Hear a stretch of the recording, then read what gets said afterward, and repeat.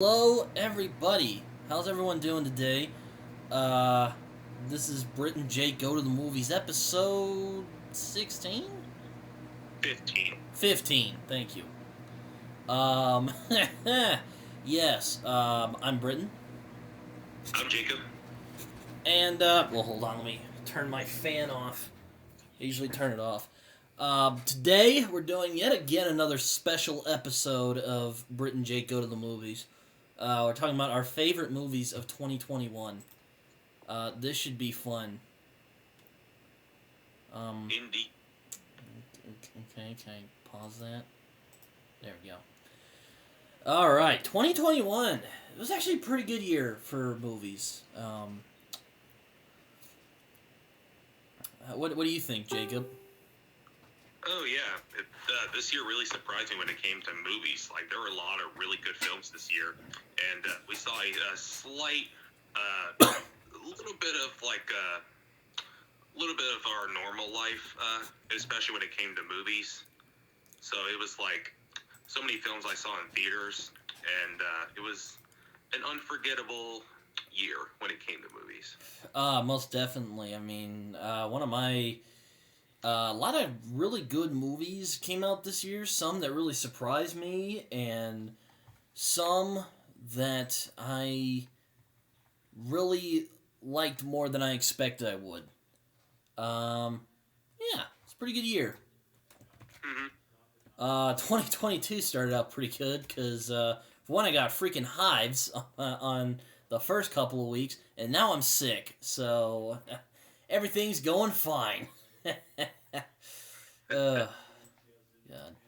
Anyway, but yeah, we're gonna be talking about our favorite movies this year.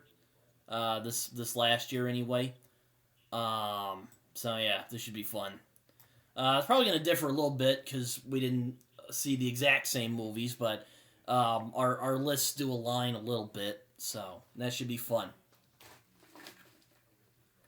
Oh, yes. What do you think, Jacob? Do you think you should go first on this thing, or do you think I should? I can go first if you don't mind. Oh yeah, shoot. All right. My number 10 film of this year. And Britain, don't say anything about this one because I know you've only seen like the first 30 minutes of it or something. Oh. I think I know what you're talking about. Yeah. Oh boy. Yeah, do not say anything. All right. I promise I won't say anything. Okay. Because I know you're not too fond of this director, which I understand, but number 10, Zack Snyder's Justice League. Oh boy, the Snyder Cut. Oh man. One of the most controversial. Is that a good word to describe this movie? People mostly seem to really like it. There are a few people who are like meh, or people who like high tops are just like, I don't love it. It's okay, but I actually didn't. I wasn't really looking forward to seeing this when it came out. I was like, okay, I'm glad that Snyder's realizing his vision. Good for him, but I'm not. It just looks like a Zack Snyder movie. But my friend who has HBO Max, he was like, you know what? I want to watch it with somebody. We can tolerate this. We can tolerate through this movie together. I was like, fine. Then I watched it. You know, I'm not a Zack Snyder person. Mm-hmm. His best movies for me are 300 and Dawn of the Dead. I agree. Okay. Watchmen's okay, but the rest of them, his movies are either mediocre or just straight up bad. But Zack Snyder's Justice League, I really liked because, like, in my opinion, it had a better grasp of what it was trying to accomplish, and this is like a true vision here. Like, this is a completely different movie compared to the Justice League film, because usually, like, a director's cut, they'll change a few things here and there, but this one, like, for me, in my opinion, like, stronger character development considerably, and character changes that really help this movie for me. In regards to marvelous visuals and music, the action has improved considerably as well. and it's a much deeper and richer version. And honestly, for his 4-hour runtime, it goes by quick. Like, Carlton was right when he told me, it's like, dude, it's 4 hours long, but it goes by quick. And I was like, you're right, man. Like, damn, that went by quick. That didn't even feel like 4 hours. And the fact that Zack Snyder was able to pull that off, I'm impressed. Not gonna lie. The action, and I love the 4:4 ratio. That's like supposed to be like IMAX. Like I love it. Like, it looks beautiful. And I also love the. I know I'm probably gonna get a lot of shit for this, but I love the desaturated look to it. It has its own unique look to it.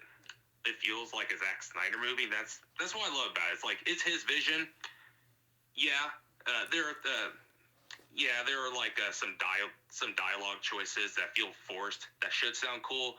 Few pretentious moments, but in my opinion, like, this was a Justice League movie that we deserved.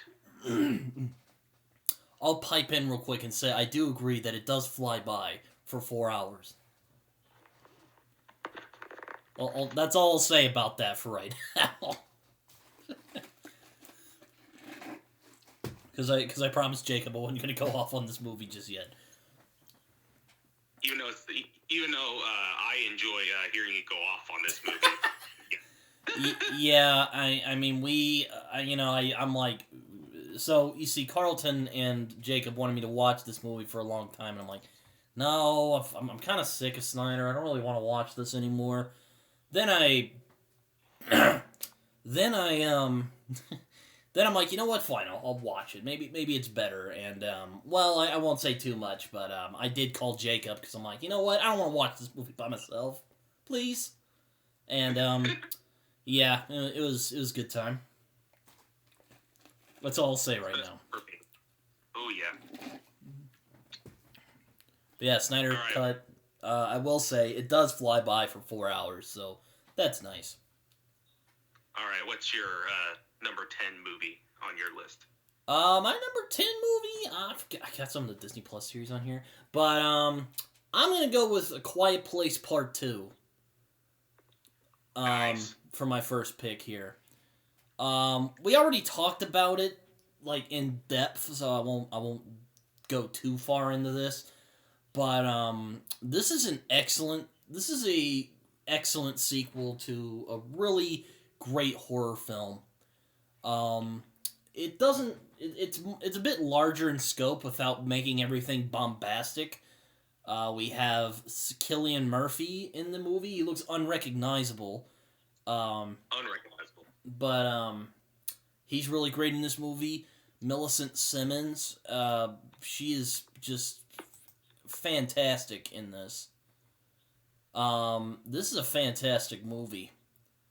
I have to say. I mean, we already kind of talked about it, but this is a film that's well directed, well made, well written for the most part.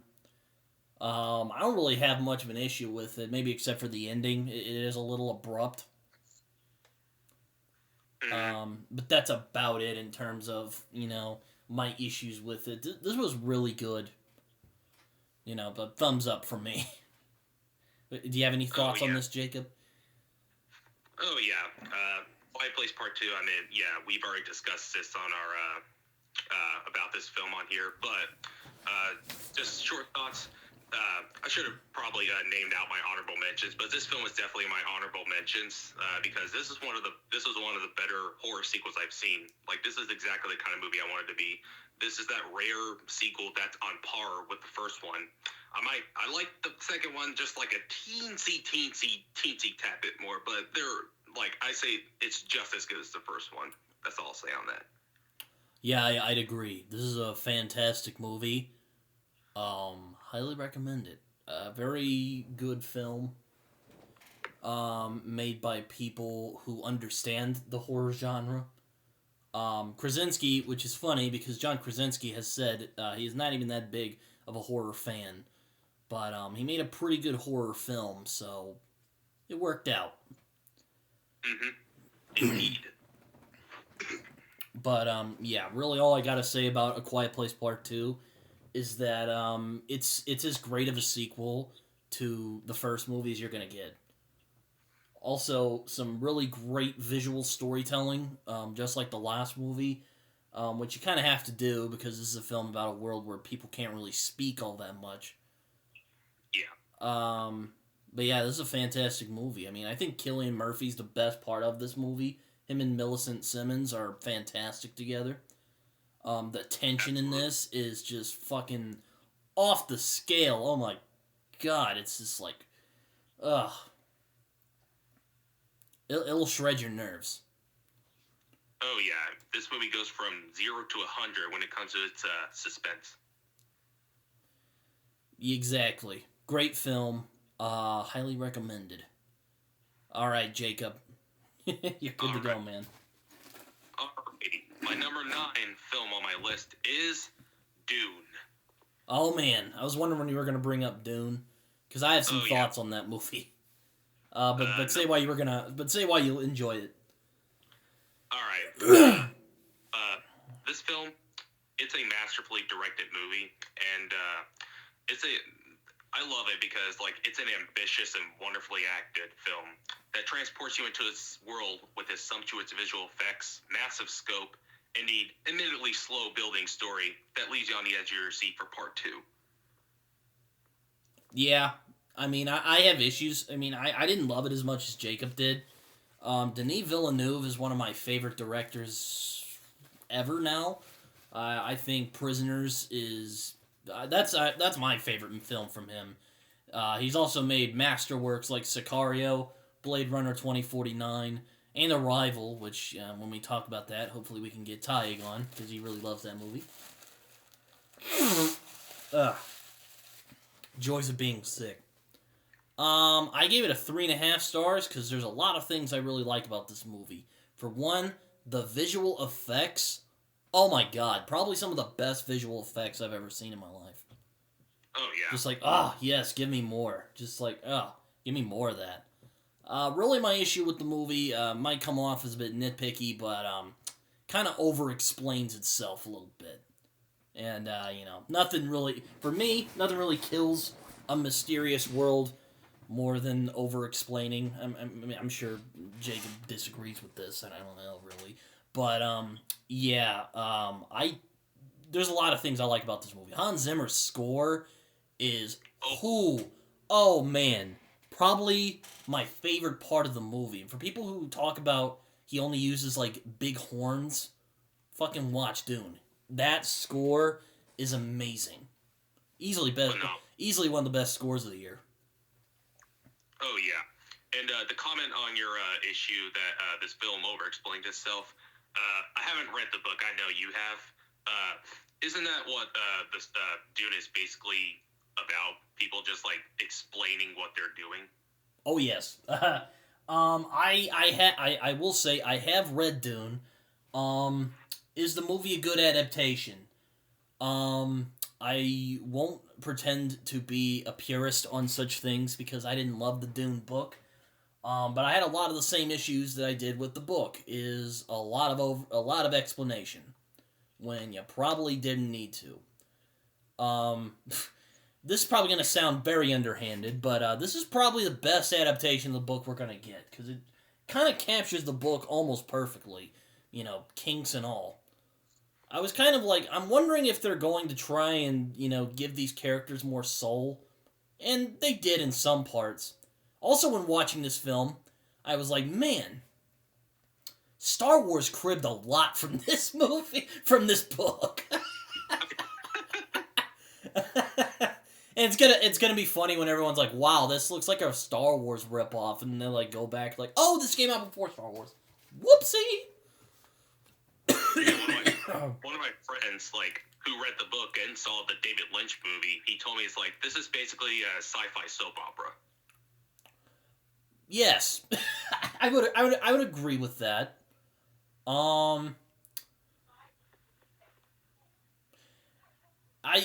what I recall, this basically covers the first half of the book, and there's a lot of stuff I like about this. I mean, the performances are a little flat in some areas for me, but Stellan Skarsgård is really good as Vladimir Harkonnen. Even though he's in the movie for like 5 minutes, like he creates such a presence.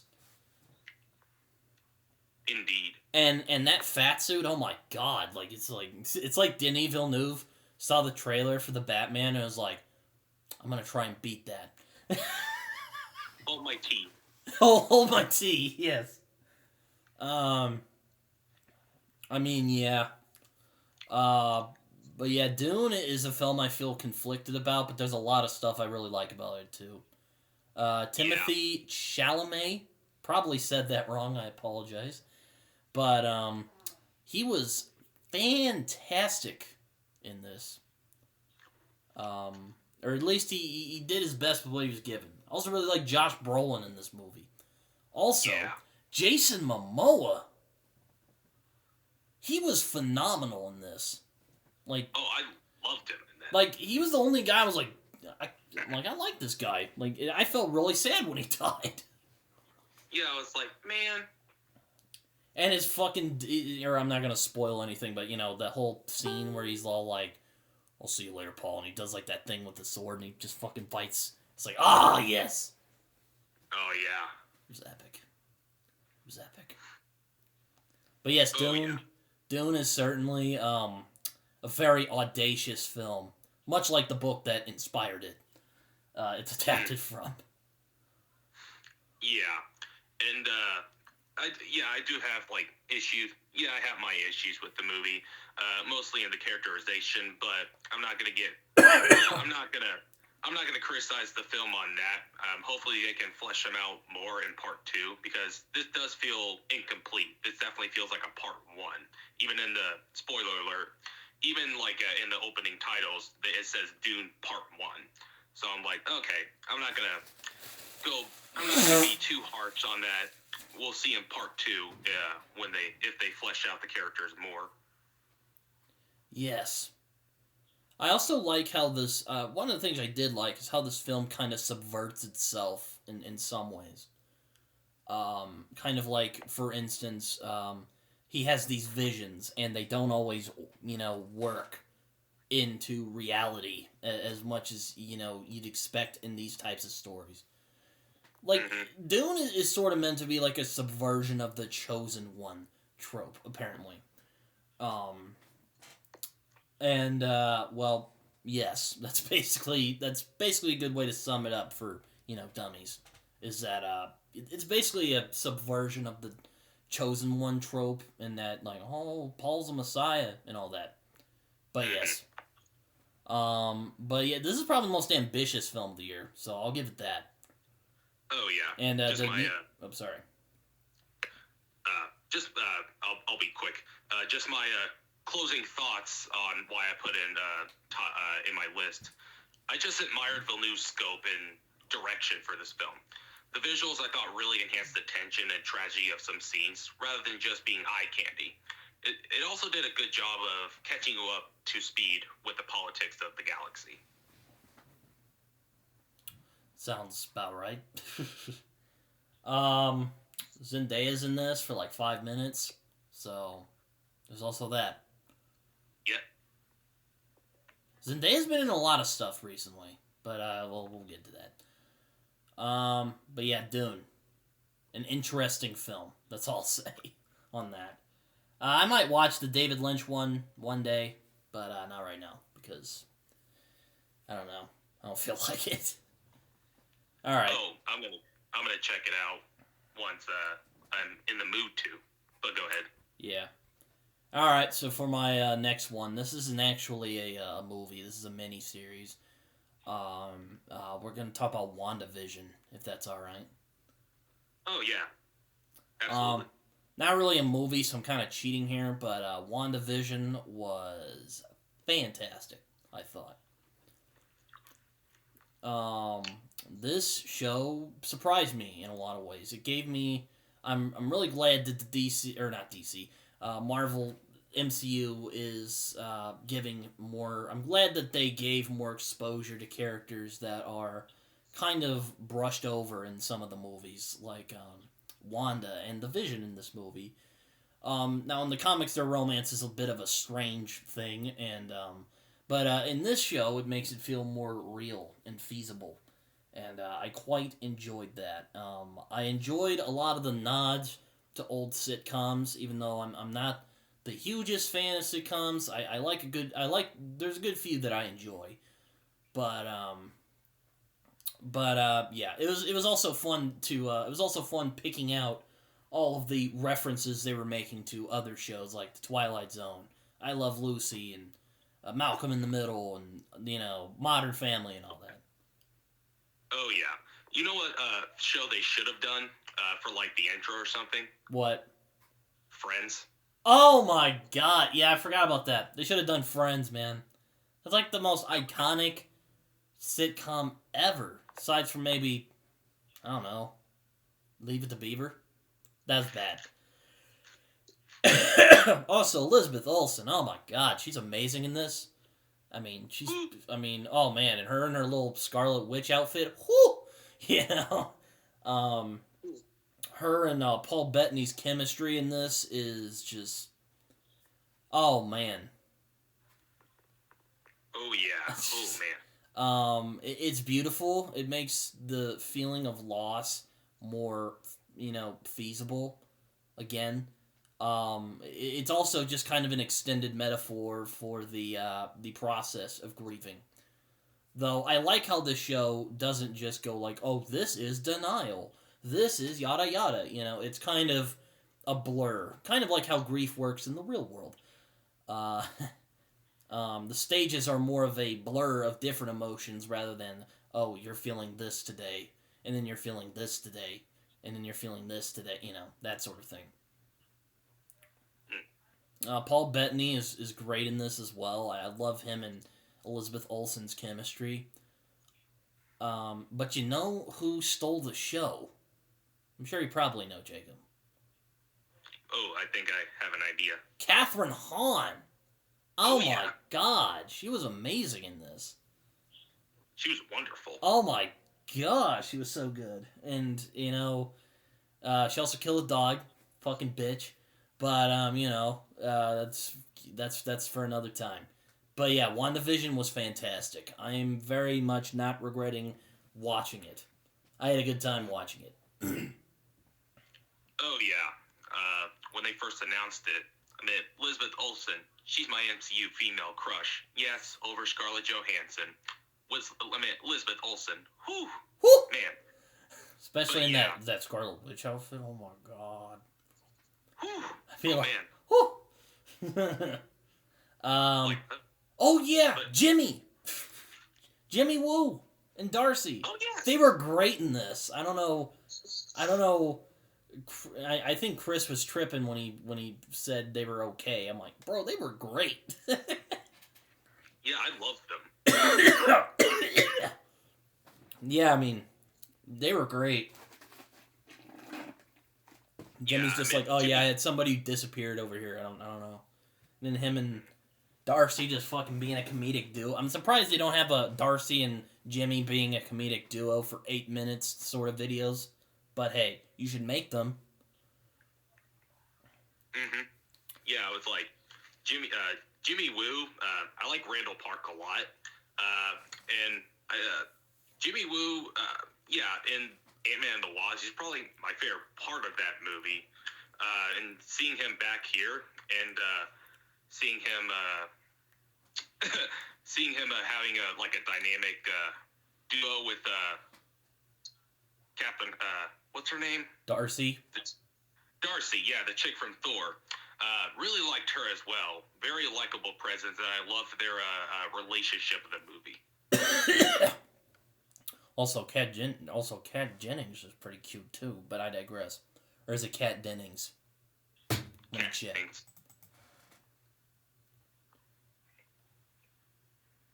Kat Dennings. Damn it. Also, we get Tiana Paris as Monica Rambeau, who is basically another version of Captain Marvel, but I guess we'll figure that out from Captain Marvel and some of the later Captain Marvel movies, which I'm probably not going to watch Because that first movie was so mediocre. And that's me being Ooh. nice.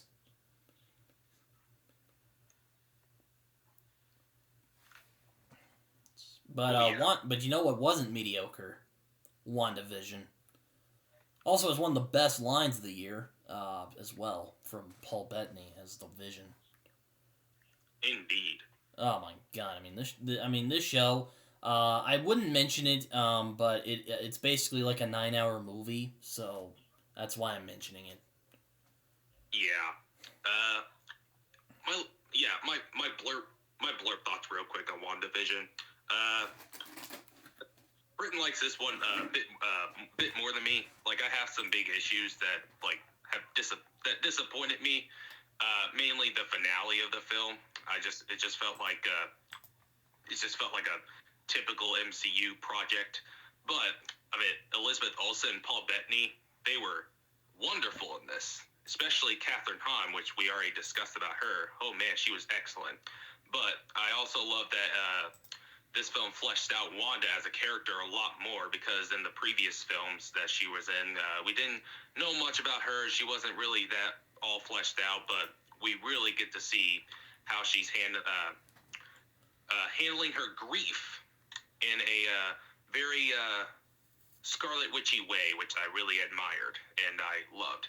And I also love that it was a loving homage to the classic sitcoms. WandaVision, I have my issues. I felt the source scenes were very routine. The actors, Jimmy Woo and Kat Dennings, for me, they kept them watchable, but as I said, they felt routine. But other than that, I really enjoyed WandaVision. It felt very different from any other MCU films, and I really admire that. Yes. The only real issue I had was the guy from Sword. He's kind of your stereotypical douche government official, which they kind of poke fun at in this, but it's like, eh. Mm-hmm. Anyway. Alright, what do you got next on your list? Alright, my number 8 film is the new Edgar Wright film, Last Night in Soho. Dang it, I have not seen this yet. This is the second Edgar Wright film that I have failed to catch in theaters. It really sucks, because I really wanted to see this. But continue on what you were going to say. Oh, yes. I mean, Edgar Wright, plus my crush, my girl, Anya Taylor-Joy. Yes. And this film, this is his most ambitious flick yet that has visual thrills, great music. The soundtrack is phenomenal. In the imagery, that just draws you into the film. And the two main lead performances from Anya Taylor-Joy and Thomasin McKenzie, hope I pronounced your name right, and a plot that makes you keep guessing, it leaves you on the edge of your seat. Edgar Wright, this is your most this is definitely an Edgar Wright movie. It is original, it is different, it's unique, and I loved it. I don't get why people didn't like it. I'm looking at you, Jay. Jay? Oh, some person I know. Oh, okay.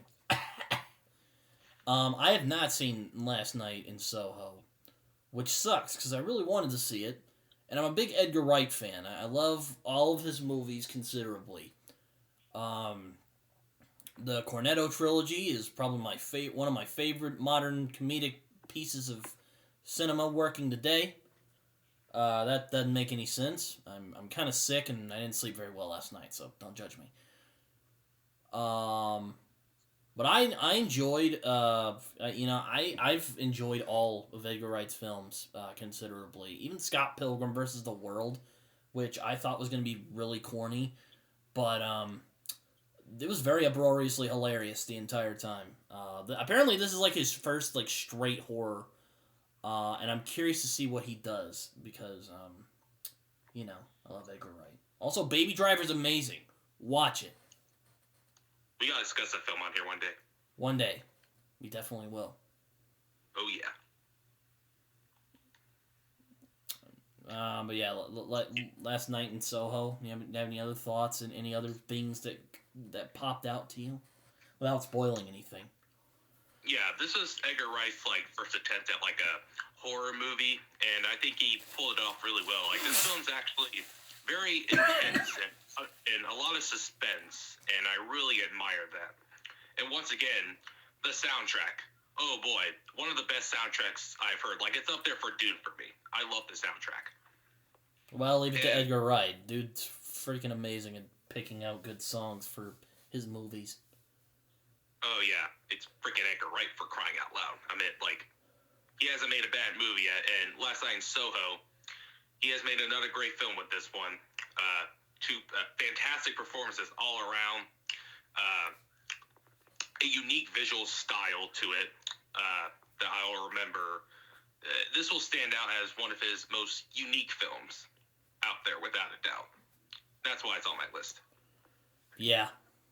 I can't say anything because I haven't seen it. But Edgar Wright. Great, one of the best directors working today, I would say. I didn't intend for that to rhyme. But yes, I would say that Edgar Wright is one of the best directors working today. Indeed. I think he's definitely one of the more unique filmmakers who isn't afraid to have fun when making his movies. He's kind of like Tarantino in that way. Yeah, he is. And his movies are fun to watch, so I'm curious when Last Night in Soho, or is it Late Night to Soho?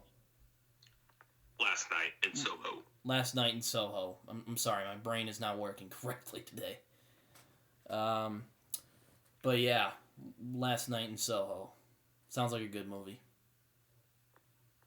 I was going to say something else, but I forgot now.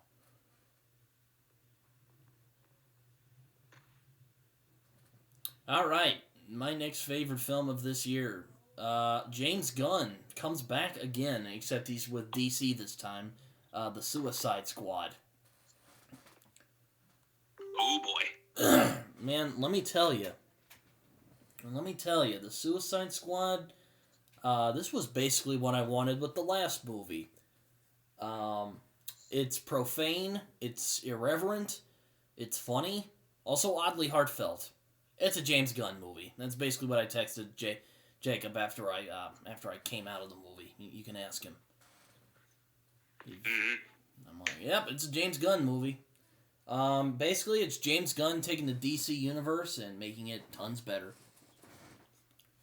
Indeed. As much as I would just like for the DCEU to just fucking die, it's nice to see there are good movies that are coming out from it. And James Gunn is a definitely unique voice.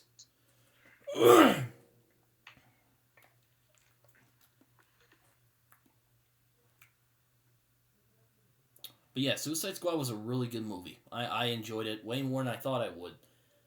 It's hilarious. It's profane. John Cena is fucking hilarious as Peacemaker, which apparently the show came out recently, which I might check that out. Joel Kinnaman was better in this. Margot Robbie, damn, she was really good. Also, David Dastmalchian, I probably said that wrong. He plays Polka Dot Man, and he was fantastic in this movie. Phenomenal. He was probably my favorite part aside from Peacemaker.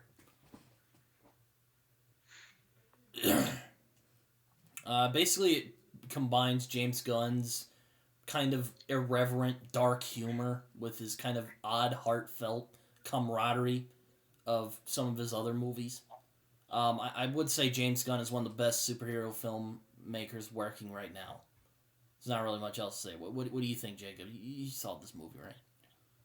Oh, yeah. Speaking of characters, you know who my favorite character probably was? Who? King Shark. Oh, yes! King Shark, played by Sly Stallone himself, Sylvester Stallone. Oh, yeah. He was basically the rated R version of Groot, which was awesome. I just loved King Shark in this. But yeah, Peacemaker, John Cena, man, did an excellent job. Polka Dot Man, keep forgetting the actor's name, David something, but he was phenomenal in this. Talk about taking one of the most goofiest characters and making him so, just so compelling and just so, you feel for this character. But anyway, yeah, the film itself, I mean, as you said, it's a James Gunn movie.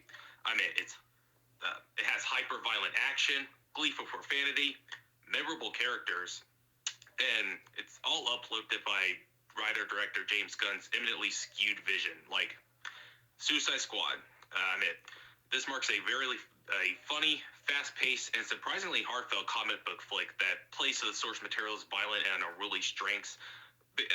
This film, it should have been what the last one should have been. Yeah, basically it was what the last one should have been. I know there's diehard DCEU fans who probably don't appreciate this, but you know what? Who cares what they think? It was still a good movie. I liked it. And anyone who prefers the original over this one, we can't be friends. Yeah, I don't know if I'd go that far, but I would recommend. I don't care. My bad. Yeah, Suicide Squad though, good movie, good film. I enjoyed it. Indeed. James Gunn, man, keep doing what you do.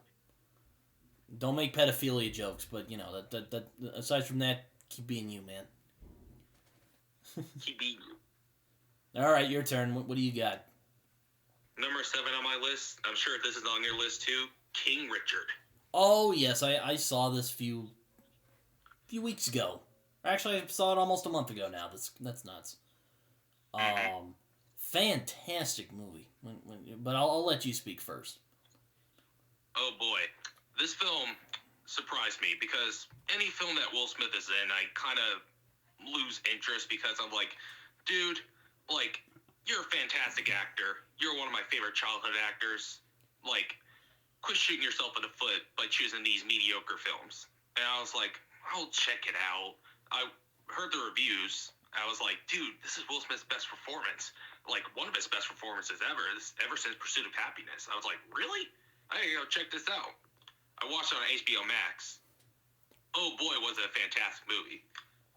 Not only because of Will Smith's truly magnificent performance, and he definitely deserves an Oscar nomination. Like, Will Smith, man, you outdid yourself with this movie. You were phenomenal in this film. But also, it didn't feel like you're... I'm not big on biopics. I mean, if you make, like, a really good one, like Rocket Man, for example... Or Ray. But if you make ones like Bohemian Rhapsody that's, like, by the numbers... biopic, I'm like, okay, I'm not gonna watch this shit. But with King Richard, not only is it an entertaining and inspirational film, but it's a film that excels sport biopic formulas with refreshingly nuanced storytelling, and I really appreciated that. I'd agree. This is probably one of Will Smith's best performances in years. I can't say much more about it. I pick on Will Smith a lot because I think he has horrible taste in scripts that he picks. Because a lot of them are bad. Like, one film we tend to bring up on here. Shark Tale. Anyway. But this is probably one of his... I agree with Jacob. This is probably his best film since Pursuit of Happiness. And he's just like, I'm going to show everyone just how great I can be. And he fucking brings it. And the girls who play Serena and Venus are really good. There are some bits I wish they went into a little bit more about, like, some... I think Richard had a little more...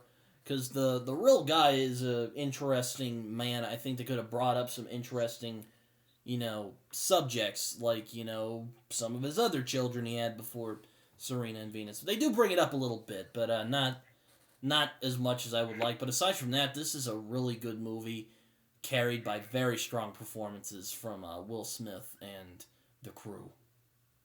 Oh, also, John Bernthal. Oh, boy. Oh, my God. He was amazing in this. I forgot about him. I mean, John Bernthal, you can't do wrong. The man can't do wrong. That's all I'll say on that. Yeah, he's very good in this movie. It's probably his friendliest performance, because he tends to be a very intense actor. But he's really good in this. Yes. And I'm just... After watching this film, it feels like a weight has been lifted off my shoulders because, like, finally I'm seeing Will Smith in a great film with a great performance. Will, man, if you magically somehow watch this. Keep making more films like this. Keep choosing better films like this. I agree. Because, like, the dude's, I think he's a very underappreciated actor because people think of him as, like, oh, the Fresh Prince of Bel-Air guy, oh, the very charming, charismatic guy. I'm like, no. I mean, if you see films like Men in Black or Pursuit of Happiness, for example, the dude's a phenomenal actor. He just chooses bad scripts. And after watching King Richard, I was like, go watch. If my friends ask, like, what's a good Will Smith film, I would be like, either Men in Black, Pursuit of Happiness, or King Richard. I've heard Ollie is good, too. Oh, yeah. Ollie, forgot about that film. He was really good in that film, too. But King Richard, he did a phenomenal job in this, and it puts a big smile on my face that Will was finally in a great film after years, ever since Pursuit of Happiness. I'd agree. It was nice seeing Will Smith. You know, I've been rooting for Will Smith for a long time. Because, you know, like you said, he picks a lot of awful scripts. Like, it is just... Like, he and, like, Michael Fassbender are great at just picking awful scripts. Just like, wait, this is way better. You're better than this. Stop that right now. But yeah, King Richard is probably one of his best films in years. Indeed. This is a film where the performances really carry the movie. Oh, yes. Like, he carried this movie. Oh my god, yes. Him and Bernthal and the rest of the cast are just amazing. This is one of those I'd call an actor-driven movie. And I'm like Jacob, I don't really like biopics all that much either, unless they're, like, truly exceptional. Like Ray, for instance. Oh, yes. or Malcolm X, but, you know, Denzel, man. Can't beat him. Oh, yeah. But yeah, King Richard is one of the better biopics I've seen, for sure. Oh, yes, most definitely. It is on my list. I had a little later, but you know what? I guess I'll get my thoughts out right here. But yeah, King Richard, fantastic movie. I'm glad I got around to seeing it because I was bored one night. Before I got my Apple TV in my office now, so I can watch TV in here now. Nice. Yeah. My dad's just like, I'm sick of you coming into my you know, sitting in my chair and watching TV in here. You just watch in your room. I'm like, fine. I've been rewatching a lot of stuff, like Gravity Falls, for instance. I've been rewatching Gravity Falls recently. Fantastic show. Indeed. Love it. Oh, man, so good. Alright, another one. I'm going to pick another superhero product. No worries, this is going to be my last superhero thing for a little while. Falcon and the Winter Soldier, another Disney Plus series. I didn't know what to expect from this, but my buddy Carlton's like, yo, bro, the shit's like the fucking Winter Soldier, which he knows the Winter Soldier is my favorite, you know, MCU movie. So I'm like, you know what? Alright, I'll watch it. Now, is it as good as the Winter Soldier? I don't know. But is it really good? Oh, yes. Very good. Surprisingly better than I thought it would be. I thought it'd be like, oh, it's going to be like your kind of buddy cop sort of thing. And, you know, and we got Anthony Mackie and Bucky and Sebastian Stan's Bucky. And, you know, they're kicking ass and taking names. But this was way more enjoyable than I expected. Also deeper than I thought it would be. Oh, yeah. One of the things that kind of astounds me a little bit is, kind of like the Hawkeye show. I wish this was longer. Like, really. But I think this show was a bit more streamlined than, the Hawkeye show, which I think would have benefited from being longer. Which kind of baffles me a little bit. Why, you know, Falcon the Winter Soldier and Hawkeye got 6 episodes, but Wanda Vision got 9. Okay. Oh, yeah. Excuse me.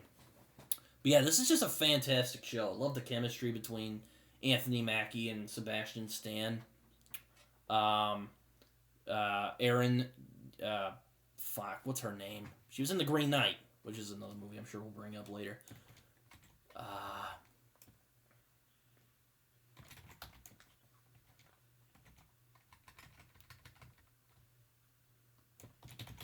What did you think of Falcon and the Winter Soldier? Jacob? Oh yeah, I enjoyed it way more than I thought I would. I mean, it's packed with really exciting action sequences, but also a surprisingly mature series that I think proves itself worthy of Captain America's legacy, and also tackled a lot of real-life relevant topics about symbolism, racism, American history, heroism, and image. It's all driven by the fiery rap between Anthony Mackie and Sebastian Stan, who have been given the chance to really shine here. Almost definitely. I mean, I wasn't really convinced with Sam Wilson as the next Captain America, but after watching this, I was convinced this guy is the successor for Steve Rogers. I mean, and also I really like how we don't see Steve Rogers in this, but you can feel his presence and throughout the entirety of this series. And I think it's one of the best Captain America things ever because it's about, again, the symbols of Captain America. It's not about, this propaganda thing. It's about who the man is on the inside. We also had surprisingly complex characters like John Walker, for instance, played by Wyatt Russell, the son, one of my favorite actors, Kurt Russell. And he is phenomenal in this. Oh, yeah. He played a great asshole, a great dickwad, I'll say that. Yeah, I mean, he could go from really douchey to really sympathetic at the same time. Indeed. And he was just fantastic. I also love that the series, it showed, Sam, he's, unsure if he wants to be Captain America and how people feel about him being Captain America because he's black. And also, because Carlton was saying, he really appreciated that part of it. I was like, yeah, me too. I was like, I didn't expect that at all from the series. I didn't think DMC would really tackle that topic, but they really did, and I really appreciated that they did that because of okay, there's no way he could be okay, I'm gonna be the new Captain America now. I love that they made him question should I be Captain America? How will people feel about me being Captain America? And will people accept me as the new Captain America? I also like how it explored racial issues, and it didn't do it in a corny way that slaps a big racism bad on the screen. It's done in a way that feels natural, especially with the character of what's that guy's name? The fuck is that guy? His name was John Bradley, I think. Isaiah Bradley. Played by Carl Lumley, who you might know as Martian Manhunter. They got Martian Manhunter himself playing Isaiah Bradley, and he's just, oh man, fantastic. Oh yes. Speaking of Isaiah Bradley, spoiler alert if you haven't seen Falcon and Winter Soldier, but in the finale where Sam he gives him the recognition he deserves, that brought a tear to my eye. Oh, that was beautiful. Yeah, I loved it. I loved it. That was so satisfying to see him getting the recognition he deserves. I just had to point that out. We also get Julia Louis-Dreyfus in this. Yes, that's right, Ellen from Seinfeld as Valentina, and she was very entertaining in this. Oh yeah. But yes, I quite enjoyed Falcon the Winter Soldier far more than I anticipated liking it. Also, the action sequences, oh my god. Woo! Fantastic. Oh yes, I also love that. I also love what they did with Bucky in this. They really fleshed him out a lot in this. Yeah, I also like how it asks questions about the super soldier serum and if that power is really worth the. I don't know if I can put it in the words, but I like how it questions things about power. And the responsibility, and how hard it is to be Captain America. I mean, it's a lot to live up to. You see, it's basically about who is Captain America, what is he supposed to be? Indeed. Yeah, and I thought it was really beautifully done for what they were given. Also, Sam Coulson's Captain America suit ripped right from the comics. Oh my god, yeah, it looks really good for the most part. And Sebastian Stan as Bucky beautifully explores his guilt, as well as the just kind of feeling out of place in this modern world. Yes, and him, like, I also love, him, like, being, like, upset at Sam for, like, just, like, turning it down, because, like, he's, like, he gave you his legacy and he trusts you, and you just throw it away like it's nothing. Like, I just love, I love I wouldn't say tension, just, like, a disagreement between them two on, like, why he turned it down in the first place, and Bucky is strongly disagreeing with his decision, but Sam's like, I have my reasons. Yeah, and like no one's wrong in this, or well, there are people who are bad, but they all have understandable reasons for what they do. Yeah, you understand both sides of them. I mean, I also like him coming to terms with his choices in the past. Very nice as well. Not really his choices, because he was brainwashed, but you know what I mean. Mm-hmm. But yeah. Great show. Again, I talk about it because it kind of feels like a 6-hour movie. So, it works. Oh yes, I also like how they explored the aftermath of the blip. I'm gonna call it the snap. Okay, we're calling it the snap, because fuck that. Why the blip, Feige?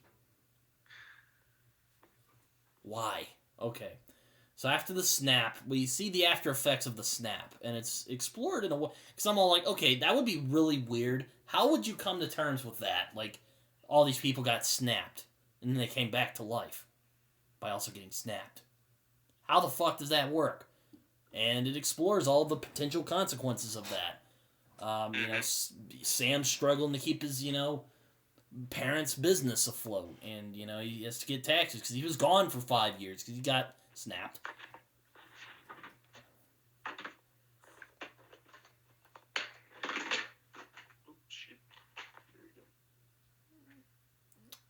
But yes, this was really good. I really enjoyed this. What about me too? So what do you got next on your list, Jacob? All right, we both saw this film. My number 6 film on my list was a film I saw twice, and I loved it even more.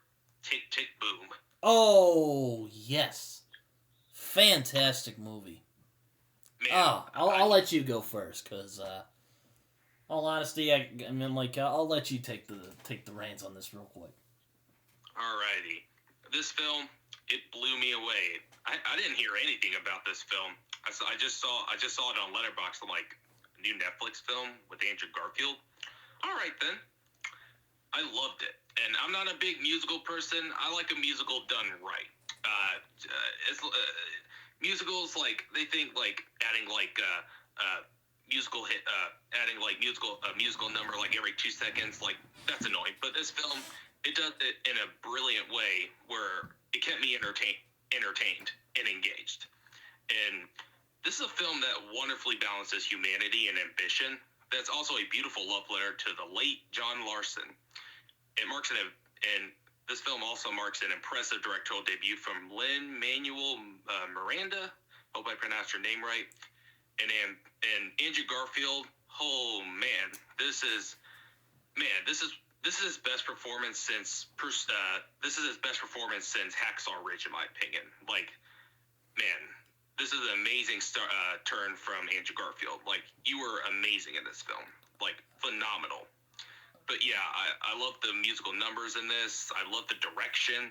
All the acting around was great. And I just love this movie. I have to say 3 words. Andrew MFing Garfield. This is probably the best performance he's given in a long time. And he's a great actor. Let me just put that out of the way. I have grown to appreciate Andrew Garfield over the years. And, he's a beautiful man. I gotta say. Under the Silver Lake, amazing. He was actually good as Spider-Man as well. But he just got shitty movies to all that good stuff.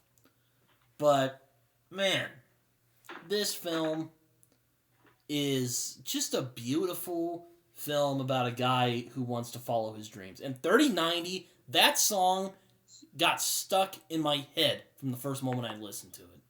Andrew Garfield, apparently he can sing. What can't this dude do? Like, man, I love you, Andrew. I love Andrew. And it's like, I would just grow. If I saw him, I'd just go up and hug him. I'd just be like, thank you for making this movie. Yes. Yeah. I love this film. It's a beautiful film. I don't think this film would have worked as well if the music wasn't as well done and just the chemistry between the cast. I love the cast in this film. Yes. Brings a lot of sorry. Oh, you can go ahead. Oh, I was just going to say, I just love the emotions this film made me feel. Yes. I was about to bring that up. The emotion, whenever there's a dramatic or an emotional scene, they have a musical number playing, and that it could come off as annoying, but in this, it didn't for me, and it would have been really irritating for me. But when they have an emotional scene or a dramatic scene, but they have a musical number infused into that scene, I just found it really unique and unique. I just found it really unique, and it was a risk they took, and I admired that, and it worked for me. Yes. I mean, Andrew Garfield, he literally became Jonathan Larson. Just the mannerisms, the hair. I wouldn't say he looks like Jonathan Larson, but he looked as much like Jonathan Larson as he could have. Just a phenomenal movie. I love it. That's a film we definitely got to talk about one day on here. It also makes you sad once you realize that Jonathan Larson eventually ended up dying right before his magnum opus, Rent, which is Carlton's favorite musical, came out. And I had the misfortune of explaining this to my mother as she saw me watching it, and she was like, "Oh, man!" I'm like, "Yeah, life sucks sometimes." And it kind of gives this film a haunted feel as well, because it makes you think, like, man, it's almost like he knew he was going to die. Because, the whole time he's fretting about getting older and not being able to attain his dreams and whatnot. Yeah. It's kind of haunting. Because it's almost like he knew he was going to die. But maybe I'll keep that for the movie when we discuss it on this channel. Or on this show. Yeah, this movie, it really hit me on an emotional level, which I was shocked by. This was surprisingly an emotionally investing movie. I agree, yeah. I just loved it. And Andrew Garfield, man, I love you. You were a fantastic actor, and you were phenomenal in Tick, Tick, Boom. Oh, man, he was so good.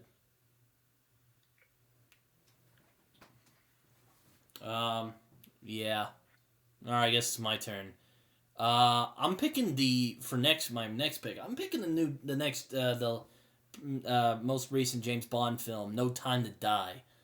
Oh man, this was a great send-off to Daniel Craig as the character. I mean, this was a surprisingly really good, surprisingly emotional in a lot of places. And Rami Malek's in it. I like his villain. There's some people who said he was kind of weak, but I kind of enjoyed how he was almost like this boogeyman of a character. That he's not really human. Until you know what happens. It's also a pretty ballsy Bond movie because it takes Bond in some emotional directions that no one could have expected. But yes, I enjoy this movie quite a bit. Even though I haven't seen the movie yet. I mean, Britton knows I'm not a big Bond person, but I do want to check out the Bond movies because for some reason Daniel Craig as Bond just intrigues me. I do plan on watching all the Craig Bond movies. Then I'll watch No Time to Die when I catch up on them. But I must say, Billie Eilish's No Time to Die. Hooey. Oh my god, I forgot about that. Oh man. so good. It's one of my It's actually one of my favorite Bond themes now. I loved it. Oh, it was so good. And I mean, I thirst over Billie Eilish as well, which is probably weird, but we're the same age, so I guess it's not that weird. Anyways, she's amazing. Check out her new album. It's great. Anyways, No Time to Die, great film. I really enjoyed it. I mean, Daniel Craig's films have either been really good or crap. There's no in between here. But yes, No Time to Die was really as good of a... It's also kind of... I also enjoyed it as a throwback to old Bond movies. Not with the, misogyny or anything like that. But with the kind of winky, sardonic humor, or cheeky humor, I think is a better way to describe it. I also enjoyed the over-the-top villains and just the fun everyone seems to be having when making this movie. It was also beautiful seeing Daniel Craig tearfully address everyone before the ending of production for No Time to Die. That's just one that brings me... Because this was the Bond I grew up watching, so, yeah. Or at least, I grew up watching all the Bond movies, but I'm a bit more nostalgic for Bond than Jacob is. But Craig has been an incredible Bond, and I was really glad to see that his run was given a proper ending. It's quite nice to see. Yeah, that's really my thoughts on No Time to Die. Like I said, I do want to watch the Craig Bond films because, as I said, something about Daniel Craig as James Bond just intrigues me to want to watch his films. So I plan on watching them, even though I'm not, as I said, not a big Bond person. I mean, if you want to get in... Oh, sorry.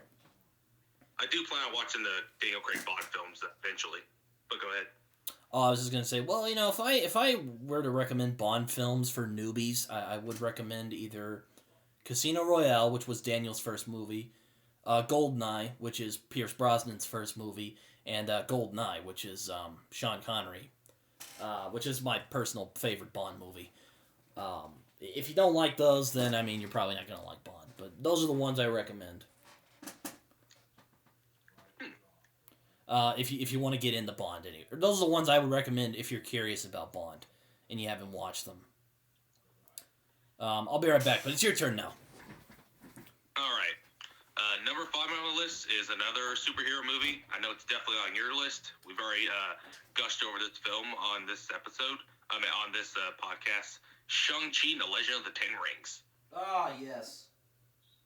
I mean, this film, this was basically like Crouching Tiger, Hidden Dragon, Dragon Ball, or any of the Jackie Chan or Bruce Lee shit, just all in one film, and it is awesome. I mean, I've watched this film 3 times, like first time in theaters and 2 more times on Disney Plus, and oh boy, I love it even more. Like, this is, like, in my opinion, the best solo Marvel film since Winter Soldier. Like, this film, this has some of the best action I've seen in a Marvel film since Winter Soldier. I think it's better than Winter Soldier in regards to the action and the fight choreography. And intriguing characters. Simu Liu is phenomenal in the role as Shang-Chi. Excellent visual effects and surprising emotional depth. Yeah. This film covers new cultural ground for the MCU with an exciting origin story that expands the MCU in more ways than one. I love this movie. Oh, yeah. This was actually my third favorite film of the year, and I know that might be like, oh, it's a superhero movie.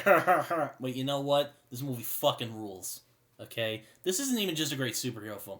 This is just an incredible action movie. I mean, this isn't even really a superhero film. This is just an incredible action fantasy film, and I loved every second of it. I took my dad to see it, because let me tell you, the marketing for this film, not great. It looked kind of generic, and I was like, but the action looked really good, so I'm like, I might check this out.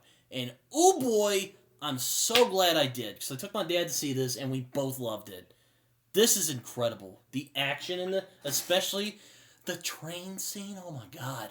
Bro, oh, Oh my god, it's like these guys just watched like a bunch of old Jackie Chan movies and a bunch of old Jackie Chan, Bruce Lee films and Crouching Tiger, Hidden Dragon, as Jacob said, which I've never actually seen the whole thing.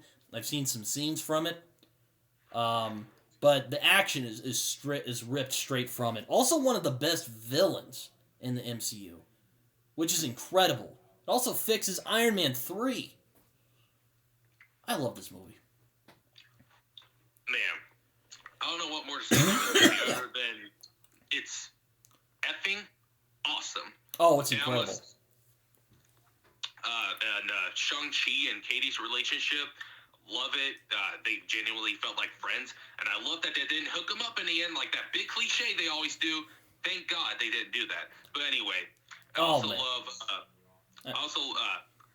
the fun. Also love like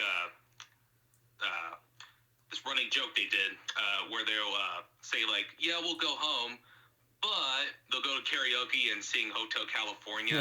It's hilarious.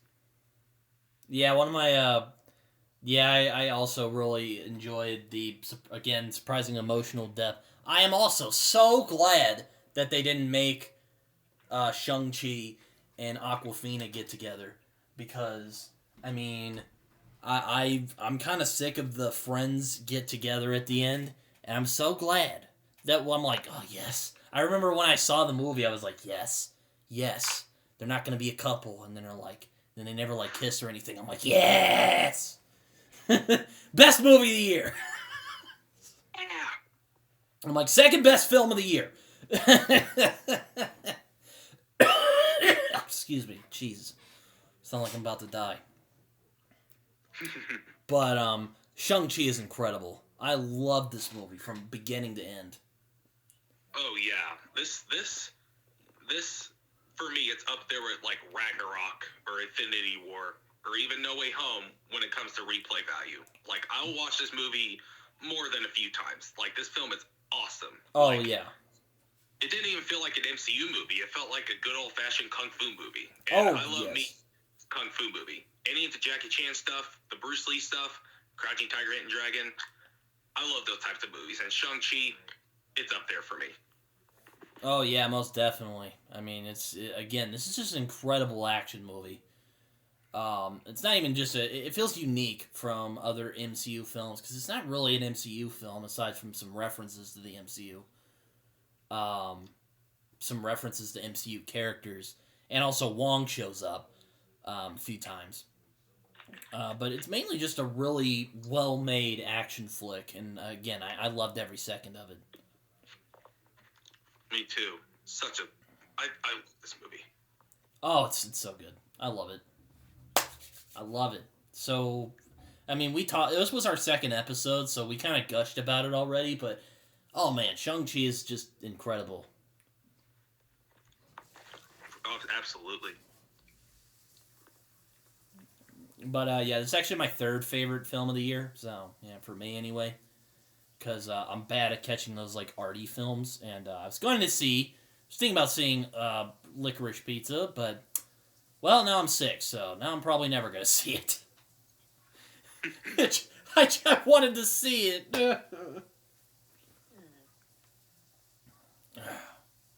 Can't get everything you want, and, I love Paul Thomas Anderson. Then again, I didn't see Phantom Thread in theaters either, so I didn't want to put my dad through that. I don't think he would have gotten it. He would have been like, "What the hell?" Yeah, one of the things that kind of bugs me when we're walking out of the movie, I'll be like processing what I thought, and he'll just be like, "Well, that was kind of dumb," or he'll be like, "Well, that was fun. I really liked that movie." And I'll be like, "Dude, I'm trying to process here," I need to think about this movie, yeah. I don't know if you have any people who are like that, but it's funny, but it's just kind of like, No, my mom's like that. Certain films, she'll be like, yeah, this movie sucks. Or she'll be like, that was good. And I'll be like, I still need to process it. Or I'm like, I didn't like it. Yeah, or he'll ask me, he'll be like, oh, what'd you think of the movie? I'm like, well, I'm kind of thinking about it. No, I have to, like, explain myself. And I'm like, well, I just got out of it. I might need a minute to think about it. before I come to conclusions. But yeah. All right, your turn. All right, my turn. Another one. This is another film that just surprised me. Free Guy with our boy, the goodest boy, Ryan Reynolds. This film, I saw the trailer and I'm like, wow, this looks really stupid. Like, this film looks like they just kind of like, oh, we're gonna throw a bunch of jokes in here and it's gonna make us look unique, you know.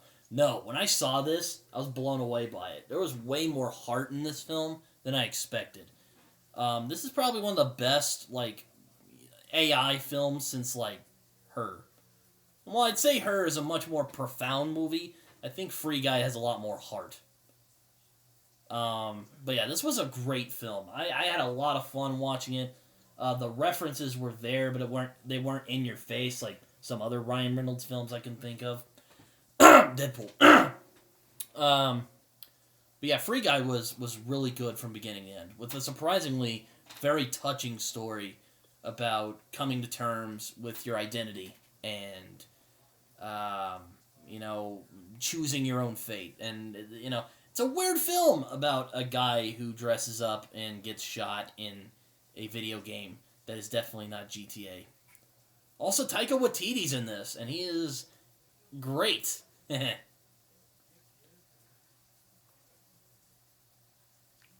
Oh, yeah.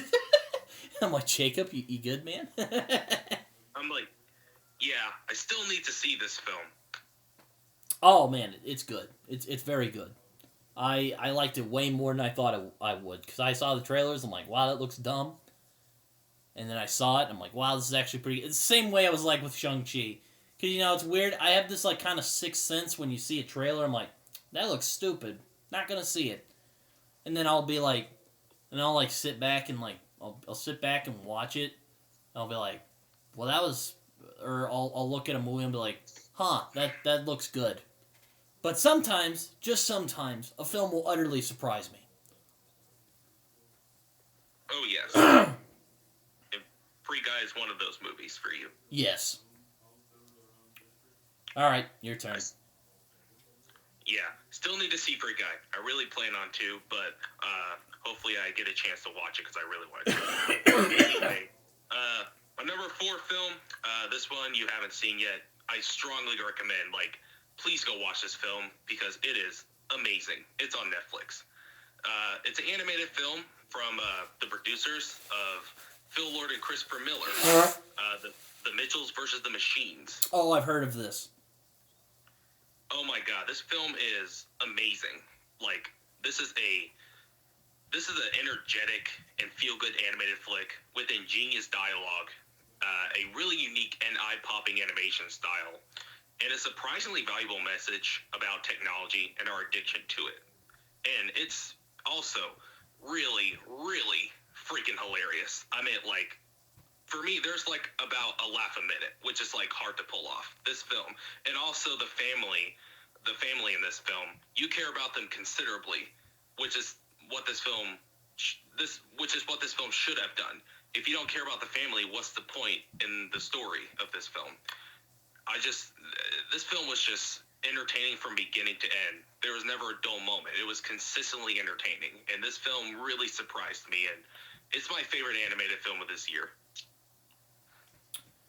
I have not seen this, but I've heard it's good, and I did not hear about this until I saw, like, Chris Stuckman's review, and then Jacob was like, dude, you gotta see this. I'm like, oh, okay. Probably will. Kind of lazy, though, so I guess we'll see when that happens. I'm also rewatching a bunch of stuff right now, too, so it's like, It's a little occupied. Yes. But Mitchells vs. Machines, excellent movie. Yeah, it kind of reminds me of Cloudy with a Chance of Meatballs. God, that's a weird movie. That's another one we should talk about someday, because I just kind of want to talk about the weirdness of it. Childhood favorite of mine. I don't care. Wait, what? It's a childhood favorite of mine, Cloudy with a Chance of Meatballs. Oh, yeah. But yeah, I know Phil Lord and Christopher Miller, they did Into the Spider-Verse, which was fantastic. Also did the Lego movie, which is fantastic. Cloudy with a Chance of Meatballs. Pretty fucking weird, but I kind of like it. Best way to describe it. But yeah, I'm curious to check this film out. To the next one! Alright, so I'm cheating again. My last Disney Plus show on here, but I have to talk about Loki. This show was incredible. I'm like, okay. You know, a lot of people are like, Loki, stop at the Loki. Well, you know what? This show was the best MCU thing from Disney Plus. I just gotta say it. Just gotta say it right now. This show was incredible. Oh, I loved it. By far my favorite MCU show.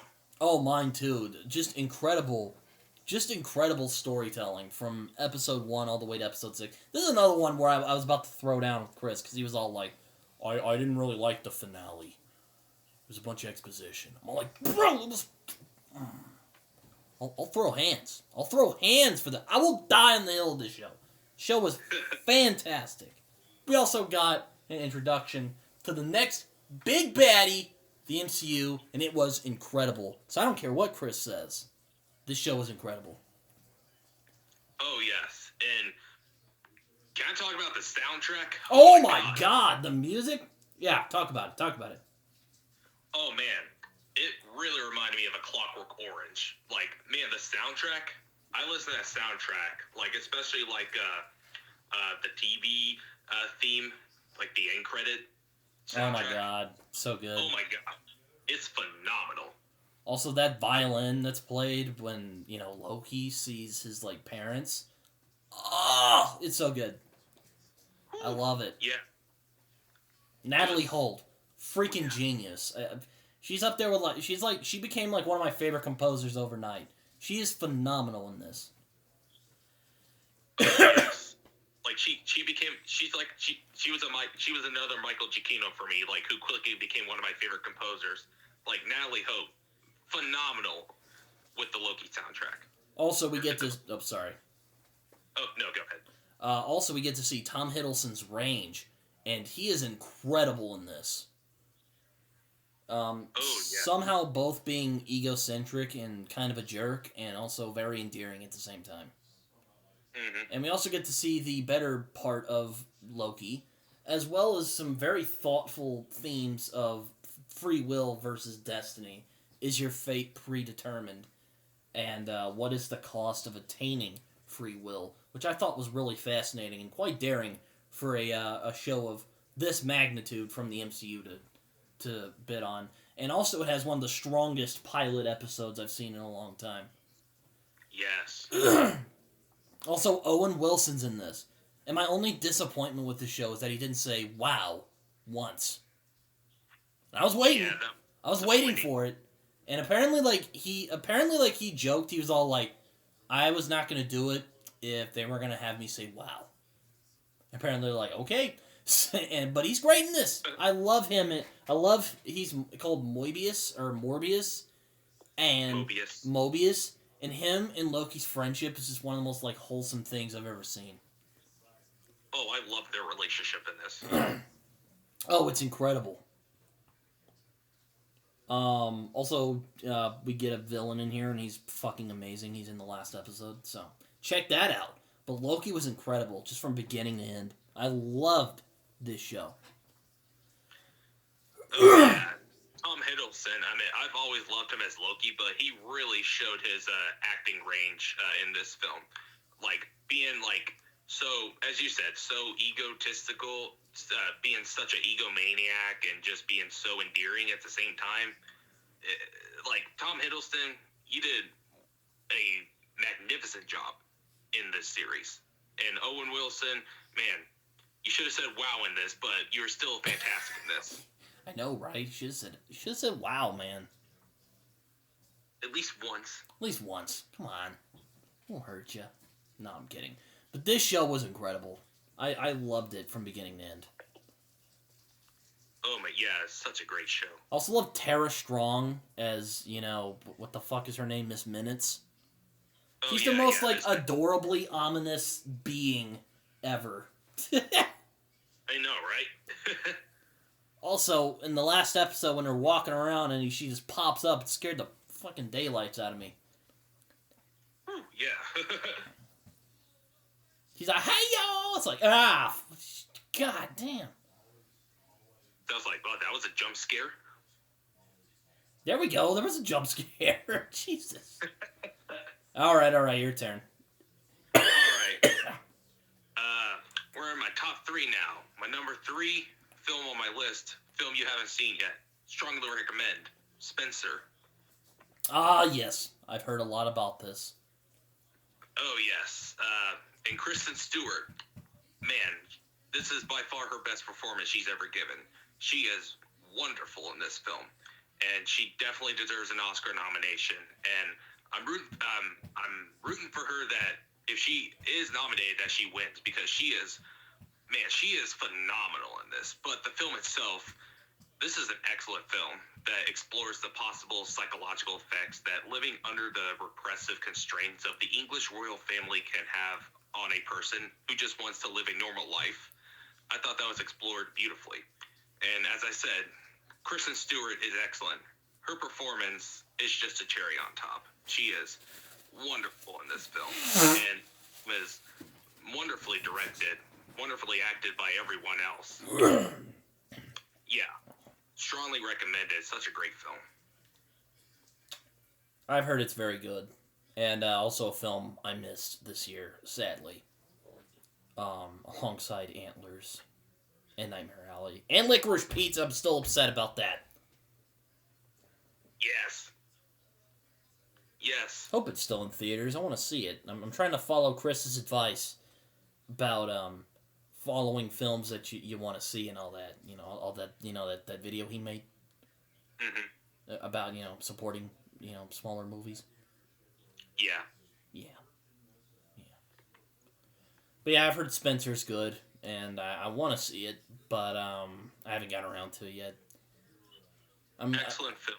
I'm usually not into, prissy, "Oh dear, how are you today?" Down Abbey kind of thing, but apparently this is, more than that. But if Jacob likes it, I'll definitely give it a shot. Oh, yeah. It's not that whole cliche thing, like Downtown Abbey thing, which I hate, too. It's really annoying for me. But this film, yeah, this is way more than that. I just go see it. It's a great film. But when I say that, I've been watching Gravity Falls again recently, like I said, and there's the episode where Dipper and Mabel go to the convenience store, the haunted one, and Grunkle Stan is just sitting there, and he can't find the remote, and this English soap opera comes on, and he's like, "Kids, I can't find the remote, and I refuse to stand up," and it introduces it. And it's utterly ridiculous, and it's just "Kids!" And he then he gets all sucked up into it. I always think of that now. Oh, it's so good. Gravity Falls. Watch it. great show. Oh, it's fantastic. Alright, your turn. My turn. Okay, this is gonna be. I'm gonna cheat a little bit if you don't mind. This is a two-parter. Batman: The Long Halloween, the adaptation of one of my favorite Batman comics of all time, also probably one of the most acclaimed Batman comics of all time, Batman: The Long Halloween. This was just a phenomenal adaptation of a really excellent comic. It does the source material justice, but also might improve on it in some ways. There are definitely some things I could, nitpick, but it doesn't really, it doesn't really matter at the grand scheme of things. But this was just a fantastic movie. Jensen Ackles was excellent as Batman. But Josh Duhamel as Two-Face, incredible. He is incredible in this as Harvey Dent and Two-Face, and we get to see his slow descent into madness as he becomes obsessed with this case. And of course, he ends up becoming Two-Face. Also, Billy Burke as Gordon is fantastic. A lot of great voice acting here. We also get David Desmalchian again, Polka Dot Man as Calendar Man, and as Penguin. But yeah, these two films are incredible. Well, I would recommend watching them. Much like the original comic, I do have issues with the ending, but I think the ending is a bit more natural than the original comic is, because the original comic is kind of has a weird ending, as most fans would probably know.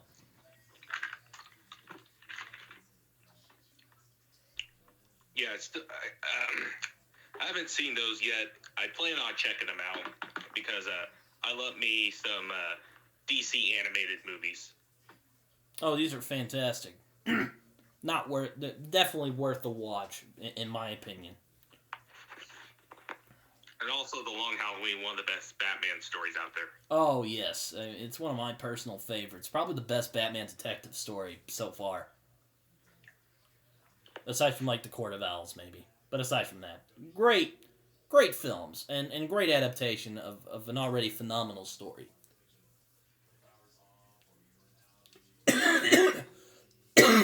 Your turn. Alrighty. Number 2 was originally my number 1, but another film knocked it down. But still, man, this film is phenomenal. The Green Knight. Ah, that was my favorite film of this year. But continue on. Say what you're gonna say, my friend. The Green Knight. This was my favorite film of this year so far. But as I said, another film knocked it down. But still, it holds its ground as number 2 because, man, this film. I mean, it's A24 and David Lowery. Phenomenal. I mean, I love him. Like, he is quickly becoming one of my favorite directors. He already made the truly incredible Ghost Story, and Pete's Dragon was pretty good. But The Green Knight, I think he outdid himself with this. This is such a thought-provoking and well-acted and a visually stunning film. It is a very strange and spellbinding film, and a beautiful example of visual storytelling that draws you in a spell, making this an intriguing, slow burn experience. This is a phenomenal movie. And it holds a special place in my heart because it was our first episode. Ah, yes, that too. That was our first episode, this film right here. And I'm not going to lie, this is my favorite film of this year. I was blown away by this film. I was like, you know what, this looks interesting, if not a little arty. But then I saw it, and I was just drawn in by like he said, just the visuals, the storytelling in this is very subtle. A bunch of people might get, there's the whole show don't tell, people often complain.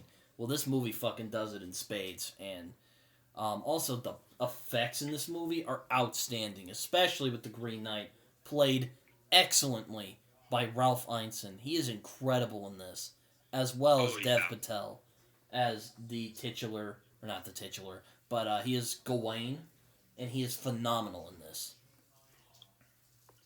Oh yeah, everyone brought their A game in this. Excuse me. Yeah, I mean, there is one movie that kind of threatened its position, but I think The Green Knight is still my favorite film of this year. This was incredible to watch from beginning to end. Oh yeah, we've already said. I've already said enough on our first episode, but you know what? It's The Green Knight. It's a phenomenal movie. It's so freaking good. By far, A24 has done it again with this film. They could do no wrong. David Lowery, by far, in my opinion, his best film. I agree.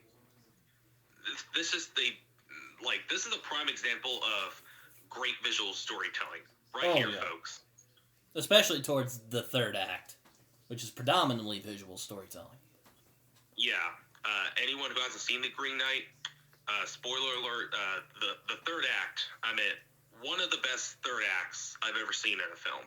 Like, it is phenomenal. But yeah, The Green Knight, my second favorite film of this year. Strongly go see it. It's phenomenal.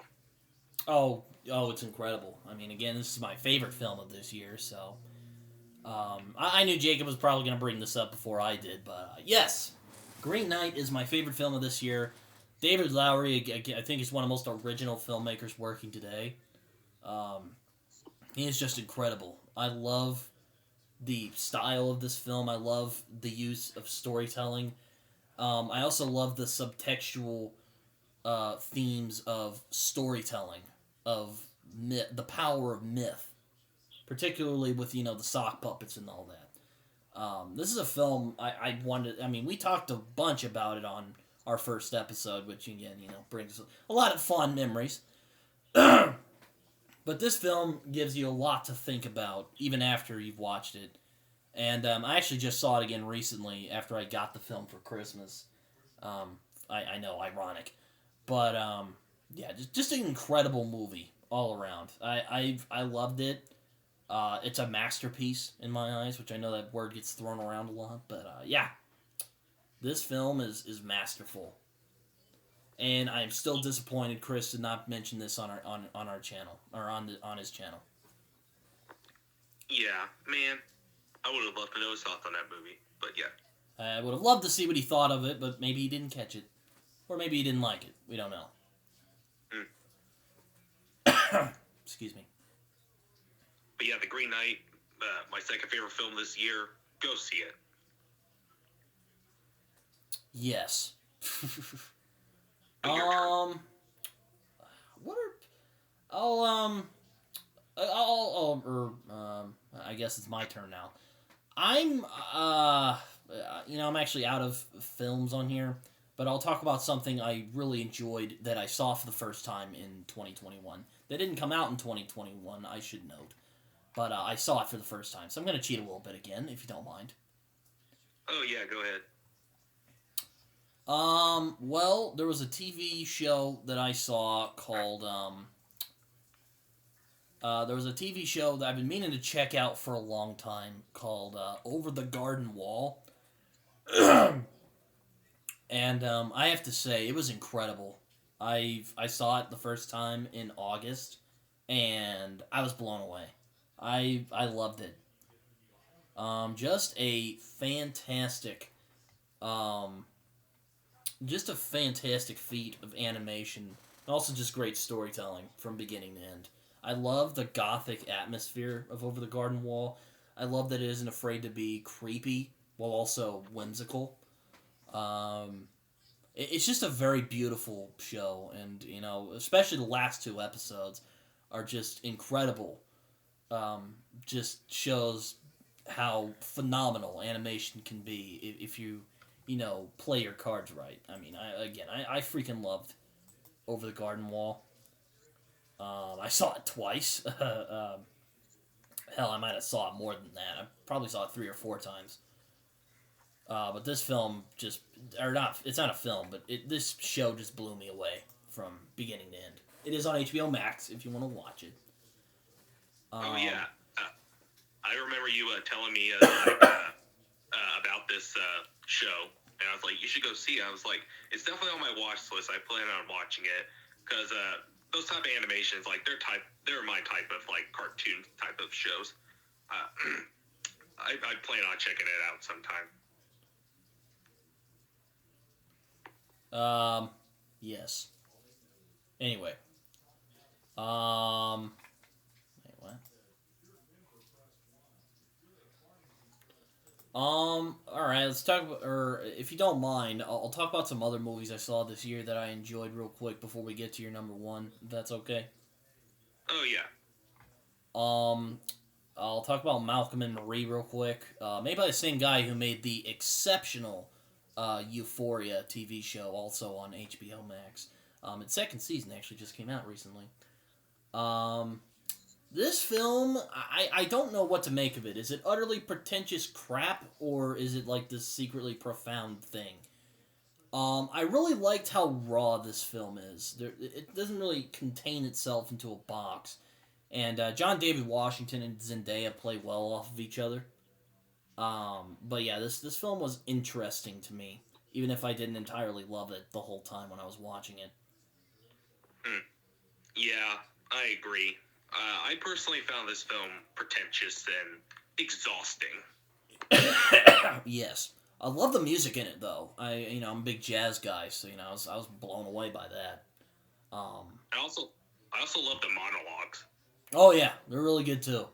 But yeah, this is just a movie that'll divide people. That's all I'll say for a fact.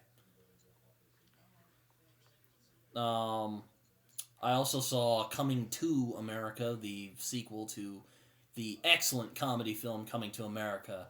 And guess what? This film fucking sucked. Oh, God. Hate this movie. Hate it. I hate it. That's all I'll say about it. Fuck this movie. Eddie Murphy. Why? No, well, there's still the first movie. Also saw Soul. Also saw Soul earlier in 2021. Incredible animation. I know it came out last year, but I saw it this last year, and it was incredible. Pixar, they did it once again, man. Yeah, they can do no wrong. I mean, they had a couple of mediocre ones, but for the most part, they have made some classics, and Soul is another one. That's a film we need to talk about on here someday. Oh yeah, that'd be great. Jamie Foxx is in it, and he is incredible. I also saw some films that also rewatched some films, like Baby Driver and The Avengers, which are both great. Black Widow, oh man, I liked it when I first saw it. Then I saw it again, and I didn't like it as much. This is basically like Avengers: Age of Ultron. It captures the best and worst aspects of the MCU. Yeah, same here. Like, I initially really liked it, but after watching it a few times, I was like, yeah, that was just the die-hard Marvel fan of me trying to look at all the positives. But in actuality, it was very underwhelming. Yeah, it was underwhelming. I had wanted a lot of people had wanted a Black Widow film for years, and I really would have loved it in the style of the Winter Soldier, but nope. We did not get that. Though really what saves it is the chemistry between the cast, the main cast of everybody. And Florence Pugh's in it. Yes. She's in it. She's hilarious. She's also foxy. But that's besides the point. But yeah, this film was a bit underwhelming, especially when it comes to that stupid plan. Probably one of the worst supervillain plans since The Amazing Spider-Man. I'm not even fucking kidding. I'm not being hyperbolic here. Just utterly abysmal. Like, when I saw it again, like, I just laughed at how dumb it was. I couldn't agree more. Let us see here. Also saw The Many Saints of Newark, which, if you're a fan of The Sopranos, like I am, you probably saw. I wasn't really interested in seeing this movie because, in all honesty, why does it need to exist? I really don't think this film needed to exist, really. But, yeah, it was a pretty mediocre film, for the most part. It was more of a Dicky Moltisanti story more than the Tony Soprano one.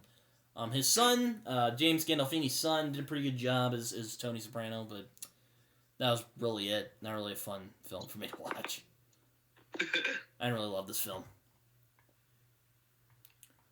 Hawkeye, I mentioned this earlier. I liked it, but I had issues with it. I wish it were longer. We also got a particular character back, which I really enjoyed. But I did have some mixed opinions on how he was used. But aside from that, pretty good show from the MCU. Especially as it moves along. Oh yes, Haley Steinfeld. Very attractive woman. Excuse me. I also saw The Kingsman. Utter crap. Ugh. Oh! My dad's like, yo, we gotta see this. I'm like, all right. And, I take you to see weird art house films all the time, so I'll indulge you on this. I regret seeing this film. It was just, ugh! Ugh! I was dry heaving the whole time when I saw this film. The only things I liked is how it did have some clever playing with history. It did cleverly play with the history, but aside from that, just a abysmal movie. I didn't like it. It made me dry heave a couple of times. Yeah, not a good movie. No. I also did some reviews, or some short ones. I did one on Black Sheep, which traumatized me as a child, so, yeah, believe it or not.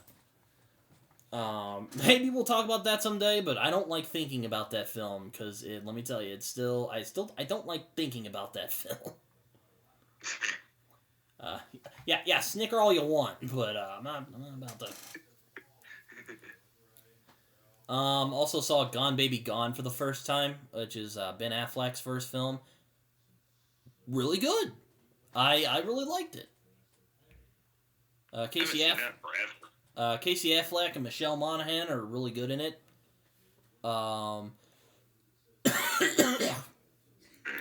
Just a great film. I really enjoyed it. A really good crime film.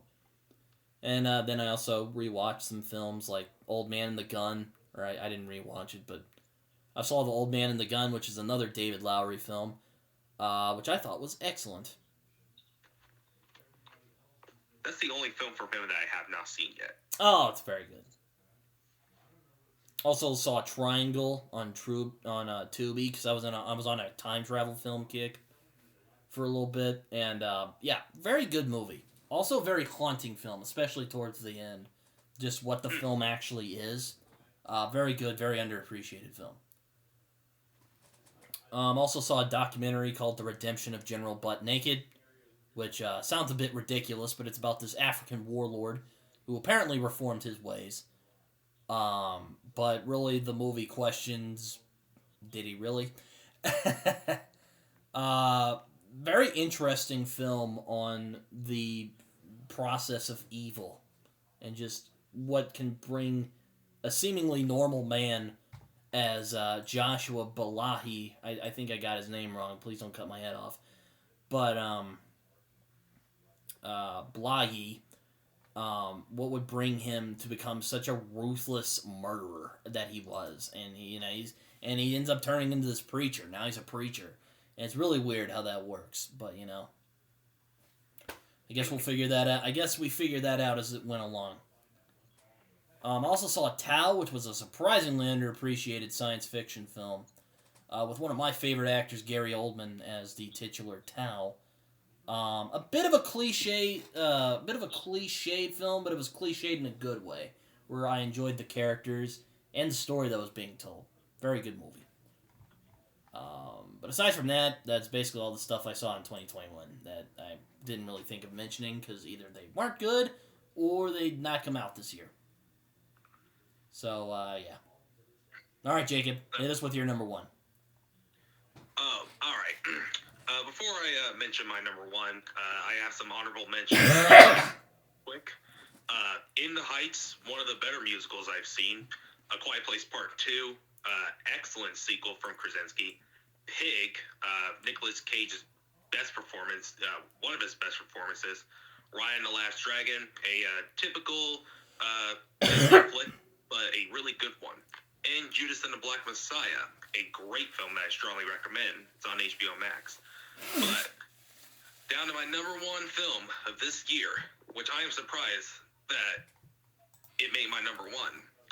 And I am talking about Spider-Man No Way Home. How did I know that was going to be your favorite film of this year? I mean, you know me pretty well, Britton. But yeah, this dethroned Shang-Chi is my second favorite film of this year. I loved Spider-Man No Way Home. One of the best times I've had at a theater in a long time. But I'll let Jacob take it from here. Oh, yeah. Agree with Britton. Like, by far the best movie theater experience I've ever had. Like, I'll never forget the movie theater experience. There was cheering. There was screaming. There was crying. There was just, oh my God. The best movie theater experience since Endgame. And that's saying a lot. But this film, aside from the fan service, which this is fan service done right. It's not just fan service for the sake of fan service. I'm looking at you, Rise of Skywalker. This film this was incredible.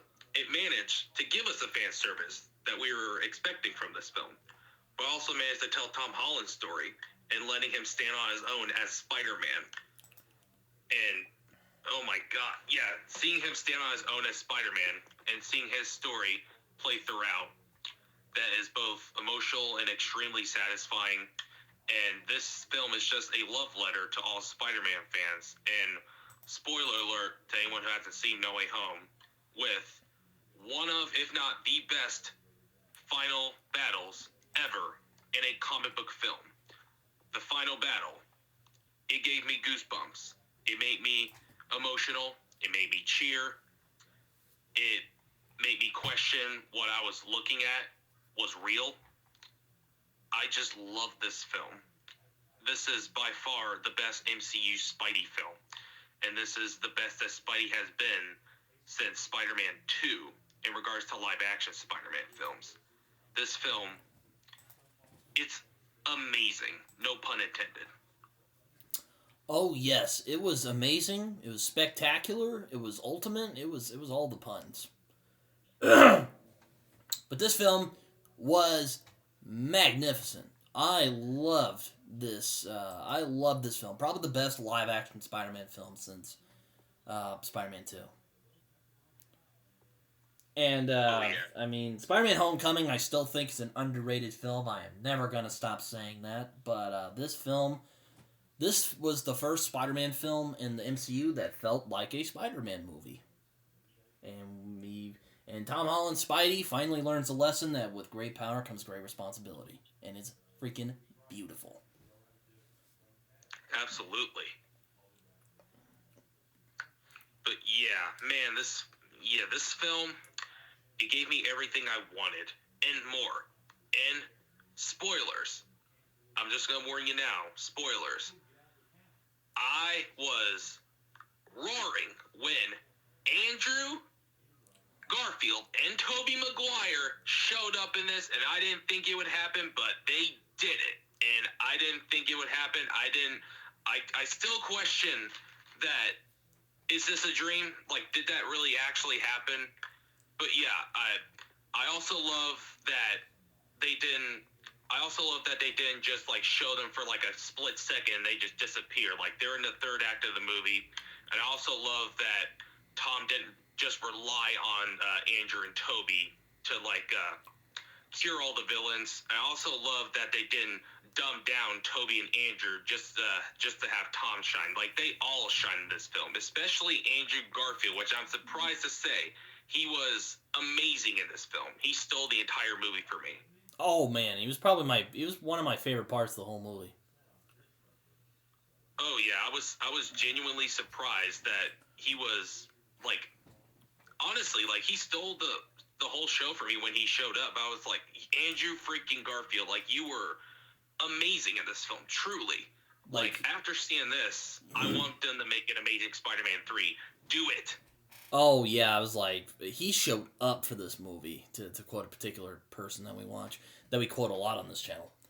But man, Andrew Garfield was exceptional in the movie, but everybody was exceptional in this. Like this just felt like a beautiful love letter to Spider-Man, like Jacob said. I love this film. Again, probably my favorite Spidey film since Spider-Man No Way, or since Spider-Man 2. At least live action, anyway. Oh, yeah. I mean, like, I saw this film 4 times in theaters. 4 times. I saw it for the 4th time for my birthday, and it was amazing. Like, this film, like, this will be rewatched by me a lot of times. It's up there for me in regards to replay value. Thor Ragnarok, Shang-Chi, Infinity War. This film, it just, I don't even know what more to say about this film. Like, all the original, all the OGs that came back, they were all great. Willem Dafoe, this is the best I've seen him as Goblin, and he was phenomenal in the first Raimi film, but he shined in this one. And Tobey, the OG, every time his theme played in the background, it just had me cry for the first time I saw it. I was in tears. It brought back so many memories. Tom Holland, this is the best I've seen him as Spider-Man since Civil War. And he was great in Homecoming and Far From Home. but he really shined in No Way Home. He was phenomenal, like truly, truly excellent. And I just love this film. It was emotional, all in one, entertaining, emotional, and exciting at the same time. And that's why it's my favorite film of this year. Oh yeah, and the MCU's been on fire this year with great thing after great thing. I loved the MCU this year, and it makes me excited for the MCU next year, or this year anyway. Oh, me too, most definitely. And yeah, I'm also excited to see where they take the Tom Holland Spider-Man next, because they left him in a pretty hard place after this movie. Yes, they did. But man, this was like Tom was finally Spider-Man. He wasn't Spider-Boy anymore. He's Spider-Man. Oh man, yeah. And oh my god, he's incredible in this. Tom Holland, like he brings it all to this movie. He really does. Like just like Andrew, like he showed up for this. Oh yeah. And also, again, we saw Tobey come back, and it was just incredible. Because I'm like, oh my god, that's my childhood Spider-Man. Like the OG. Oh, it was so good to see them all together. And there were so many just incredible little moments in the movie, like when they hug. Oh my god, it's beautiful. Seeing Andrew's Spider-Man and really getting me invested again into his version of Spider-Man. And he actually had like the most heart in the movie. Indeed. Like, he was probably one of the most heartfelt parts in the movie. Oh, most definitely. Like, oh my god, everyone was great in this. Doctor Strange was awesome in this. Also makes me excited for Into the Multiverse of Madness, because that movie's coming out. Also, Sam Raimi! Hell yeah! I mean, we talked about it last episode, but we gotta bring it up again. Sam Raimi. Directing a Marvel movie again. Hell yeah. You know, I've probably mentioned this before, but you know, he must really like the Lee and Ditko characters, because you know he made Spider-Man, a Lee and Ditko character. Now he's making Doctor Strange too, another Lee and Ditko character. Mm-hmm. Yeah, he loves his Lee and Ditko characters. It seems so. He also name dropped him in Spider-Man, Spider-Man 2. Mm-hmm. Which I thought was funny. It's like, multiverse? No. Yeah, but I love Spider-Man No Way Home. Probably my favorite superhero film this year. Oh yeah. It's honestly, after seeing it 4 times in theaters, it's in my top 3 of MCU films of all time. Oh, it's in my top 5 now. Oh, top 3 for me, without a doubt. I'm even shocked to say, I thought it'd be like top 10, top 5, maybe, but top 3, oh my god, this film, I can't say any more about it. I just love this film. It's so good. And I just love all the little details of the movie. It's just, it's freaking beautiful, man. It is. Everything was done right in this movie, for me anyway. There are some little issues I have with it, but it is just buried by the heaps of praise I throw at this movie. Like, John Watts, you outdid this film. Like, for me, this is one of the best superhero trilogies out there. Oh yeah, I mean, they saved the best for last, which is rare in trilogies like this. Yeah, it's rare for a third film in a franchise to be the best one. You went from a very good one, Homecoming, which I agree, it's underrated. I think that too. To pretty underwhelming, Far From Home, to a still solid, true, magnificent sequel, third one in the trilogy, which is No Way Home.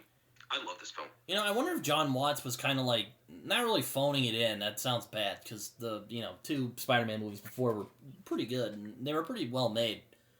But I am curious. I'm curious if he really wanted to make No Way Home, but they're like, hey man, let's try and build up to it first, and he's like, okay, fine. So that's what he did, and hey, it worked out. Again, though, Homecoming is a super underrated movie. I don't care what High Top Film says, it is a good Spider-Man movie. It is. But you know what's even better? Spider-Man No Way Home. Abso-freaking-lutely. And even High Top Films said, like, okay, No Way Home kind of fixed the MCU Spider-Man. I was like, that's enough for me, because I love No Way Home. Yeah, even the guys who were kind of like, Waterboy Jr., all those guys, they were even like, yo, this shit's the real deal.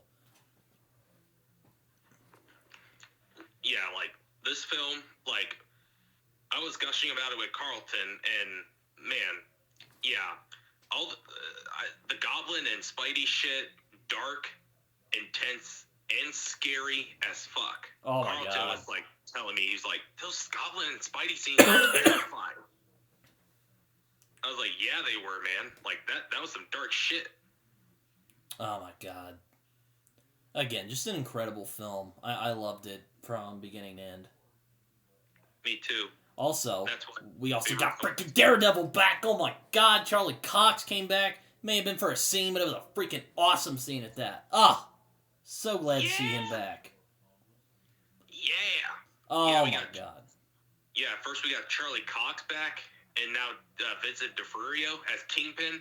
Hell yeah. But yes, I loved Spider-Man No Way Home. Just a great film. It gave me everything I wanted, and it gave me even some more. Stuff I didn't expect to see. I love this film. Me too. That's why it's my favorite film of this year. This film is just a love letter to all Spider-Man fans. Oh, yes, it definitely is. Though my favorite film is still The Green Knight. I find it impressed me more. Though Spider-Man No Way Home is really, really close. It was a hard battle, Jacob. It was hard. You gotta believe me. It was hard. Don't get me wrong. It was hard for me to choose, like, The Green Knight or No Way Home. I had to rewatch both of them, and on No Way Home. And I might be a bit biased, but, all of us are biased in life. Indeed. No Way Home. It tops Green Knight for me, and I love The Green Knight. Oh my gosh. And seeing Andrew Garfield pop Tobey Maguire's back. Mwah. Yeah, seeing that and just seeing them all just interact with each other. How did it happen? Yeah, like, I know. Brit, I still can't believe it. I still can't. Like, Britton, answer me this. Like, did that actually happen? Did they actually get Toby and Andrew back? It seems like they did, man. I'm seeing it all over the internet. I saw it in the theater. Like they hugged it out, man. It wasn't photoshopped. Nope. Oh my God, their hug that made me ugly cry. Also when Toby got stabbed in the back, I fucking gasped. Like, I'm not gonna lie. I was like, oh fuck, no. My whole theater gasped. Like, if they killed off Toby, I would have ugly cried. Oh, yeah, me too. I would have been like, oh, you bastards. But no, he was just like, no, I've been stabbed. I love that. But yeah, we already talked a bit about this movie, and we both loved it. Oh, my favorite film of this last year. Ah, man. But yeah, my favorite was Green Knight, but we already talked about that. David Lowery, man. But it was hard. Again, it was hard. Like, that and Shang-Chi, because I love them all very much. I love those three movies very, very much. Me too. But, so yeah, that was our episode about our favorite movies of 2021. Got those out of the way, which I'm very, very happy. And not to sound like it was a chore. These were a lot of fun to make. Oh, yeah. So I guess I'm picking this week. And, I thought about it. I was like, man, I don't know. There was a couple of movies I was thinking about. But you know what? After a while deciding, I'm gonna pick our first hilariosity. What do you think about that, Jacob? Oh boy. As if we couldn't steal any more from Chris Stuckman, we're gonna be talking about a hilariosity, which is basically a film that is so atrocious and abysmal that it's actually kind of hilarious and fun to watch. I was like, all right, I'm gonna do a coin flip, either Veronica or the Fanatic. And then after thinking about it, I'm like, you know what? I'm gonna do the Fanatic because Veronica, I don't even know if I want to open that can of worms yet. I'm not ready for it. I'll be honest with you guys. I'm not ready to talk about that movie.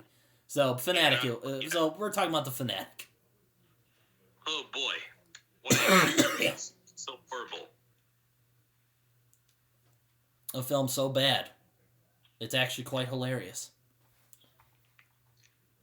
That's gonna be a fun one. Oh man. So yeah, we're gonna be talking about the Fanatic next week. And should be fun, really. And hopefully I'll be feeling better by next week.